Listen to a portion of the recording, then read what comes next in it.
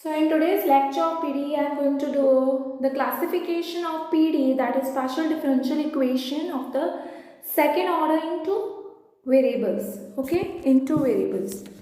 Now let us see. Um,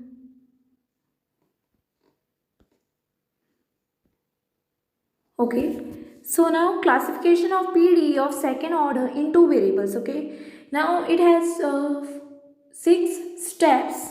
The step 1 is what? Consider a general PD of second order into variables, that is R and R. Okay, then comes plus s plus t small t plus f of x comma y comma z comma p comma q is equal to 0, where this capital R, this capital S and capital T are continuous functions. Okay, so this R, S, T are continuous function. And what about this small r, s, small s and small t? What are they? Let us see in the next page.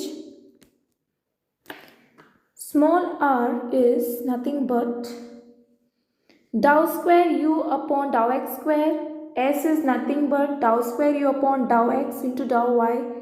And t is equal to nothing but dou square u upon dou y square. So basically this is nothing but with respect to x only, this r, okay. And s is with respect to x and y both. And t has both, t is only with respect to y, okay.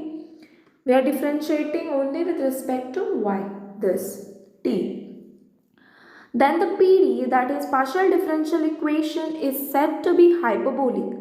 Now when a PD, that is partial differential equation, is said to be hyperbolic at a point x comma y in D if s square minus 4rt is greater than 0. If this equation is greater than 0, then it is hyperbolic.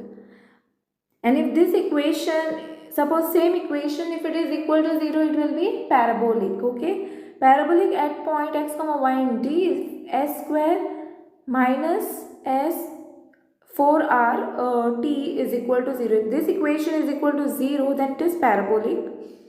Next is elliptic. Let us see what is elliptic.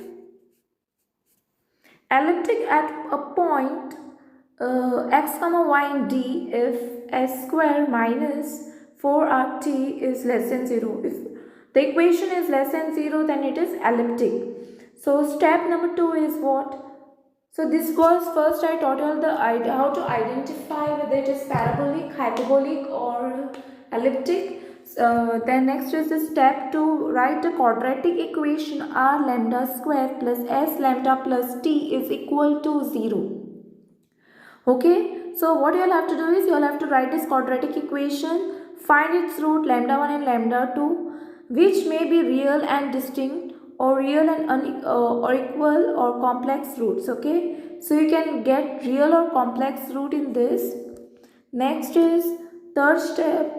Step 3 says what? Consider the equations dy upon dx plus lambda 1 is equal to 0 and dy by dx plus lambda 2 is equal to 0.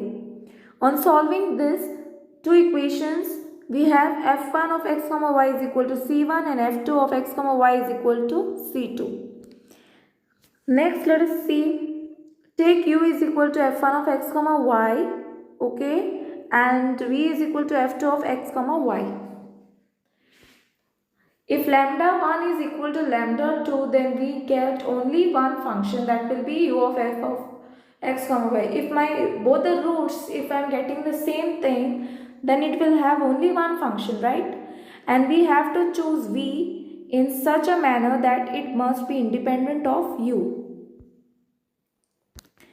Next is for this verify that Jacobian of u and v dou of u comma v upon dou of x comma y is not equal to 0. Okay, for that you all have to verify this Jacobians and it should be not equal to 0. Okay, step 5 is find p, q, r and s and t in terms of u and v. We have to find all this in terms of u and v. Okay, next is if lambda 1 and lambda 2 are complex conjugate.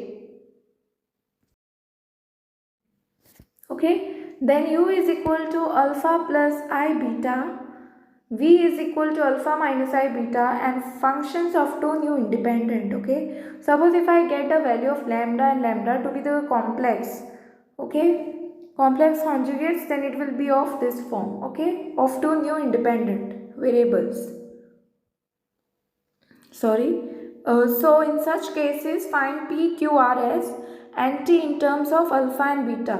So in such cases, if you find, if you get your alpha 1, let's say lambda 1 and lambda 2, a complex, suppose if these values of lambda 1 and lambda 2 are complex conjugate, then you have to find this P, Q, R, S in terms of alpha and beta only, okay.